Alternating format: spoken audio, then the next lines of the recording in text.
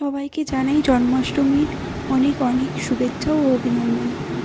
আজকে মেসে জন্মাষ্টমী পুজো করব বলে মিষ্টি কিনতে যাচ্ছি, চলুন তাহলে। মেসের সামনে দেখুন কি সুন্দর খুঁটি পুজো হচ্ছে, মনটা যেন বলে উঠছে পুজোর তো আর বেশি দেরি নেই।